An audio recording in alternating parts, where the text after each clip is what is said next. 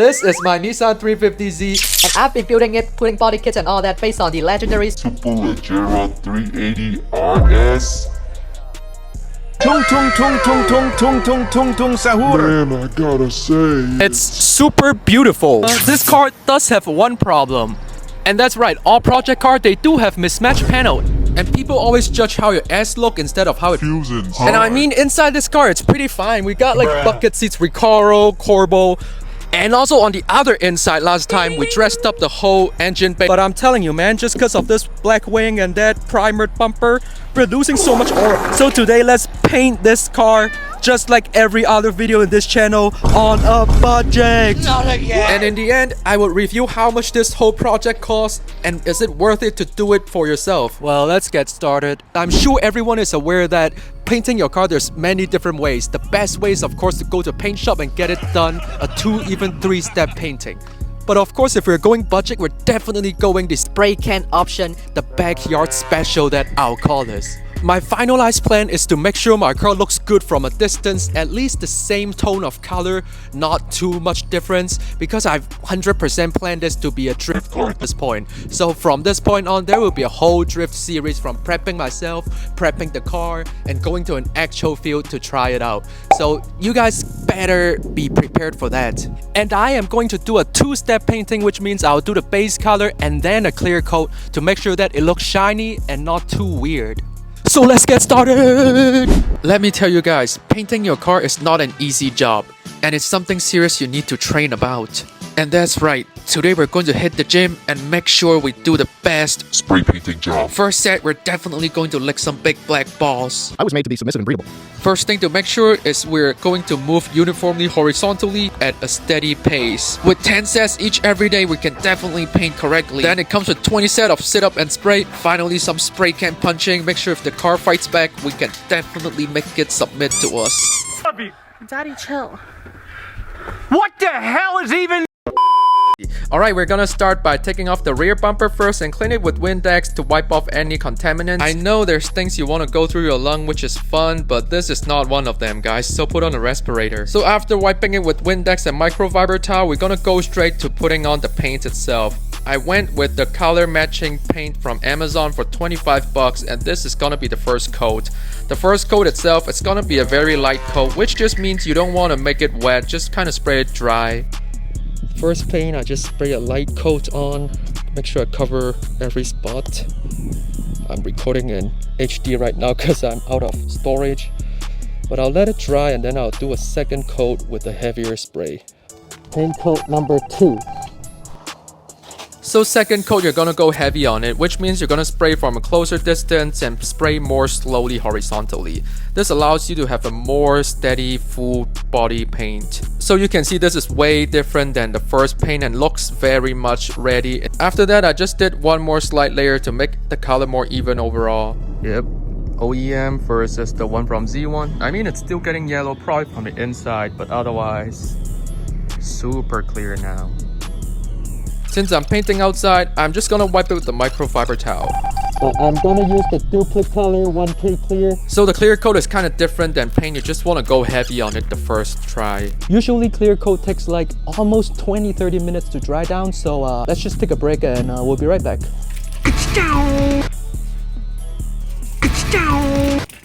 And then second layer of clear coat. I just want to repeat, I'm not a professional, but clear coat, you definitely want to go heavy on it every single time. And when I say heavy, I mean when you spray on it, you have to make sure it's kind of wet. So right after you spray it, it's gonna look like it's uneven, it's like wet and dry because that's literally it. So you just need to be patient and believe in the process. So here is the final product after 2 clear coat painting. It looks pretty glossy overall, so I think it's acceptable for me for a backyard special. Since I didn't do any body prep work, so there's already dent on the bumper when I first bought it, so that's okay, I don't really care too much. But since it looks alright, let's put it back on the car now.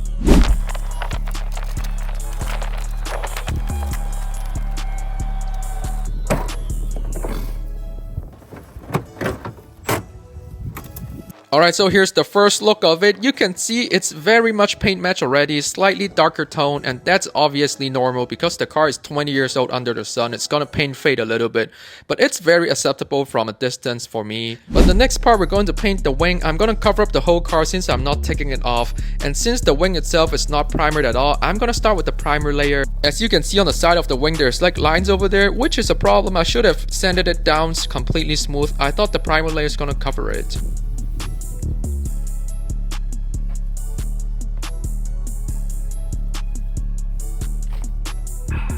So naturally, after the primer, we're gonna put on the base coat. As you can see, those rough surface is transferring right over the paint coat, which I thought is gonna cover. But regardless, I just did 2 base paint coat on it, just like the bumper itself. Next, I hit it with a clear coat basically. I did 2 layers of clear, and this is very different from my previous experience because when you look at it, you can definitely see some roughed up surface. Like when I put my fingers through it, you can hear it. So this is after a total of 5 coats overall, and you can still find it roughed up, which is not what I expected. But if you listen carefully, some surface you won't hear the scratching sound. So I'm just going to hit it with a wet sanding to sand it smooth and then do a few more layers of clear coat on specific spots. So for the wet sanding, I just went with the P1000 and also keep spraying water over time and then just wipe it clean and then spray more clear coat on it. Pretty simple overall. But now you can see all the roughed up spots are gone and it's super glossy and smooth. So that's good for me. So overall, everything doesn't look too bad of a backyard painting, and here is the final product. As you can see, the whole car is almost the same color at this point except for my trunk hatch. That part is a very huge surface, so I'm thinking about what to do. But to summarize, I think this is definitely a good way to deal with it when you have like 2 or 3 bumper parts that are weird shaped that you don't know how to wrap at all. And it looks pretty much presentable at a distance, and maybe even at night as completely presentable. So I think this is a good option to do. This is the final product of the spray can process, and you guys tell me how you think about it. I mean, at least from this distance, it's not too bad.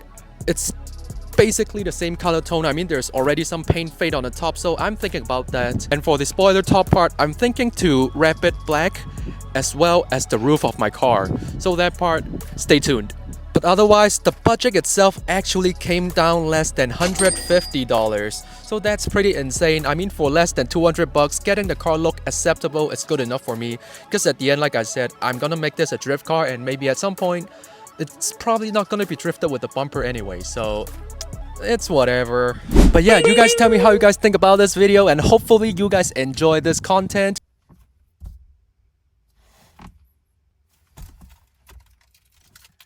Hey Jarvis. Yes, Dad. What's the drip looking like today? Your Sriracha's drip is over 9,000 after the broke-ass paint job.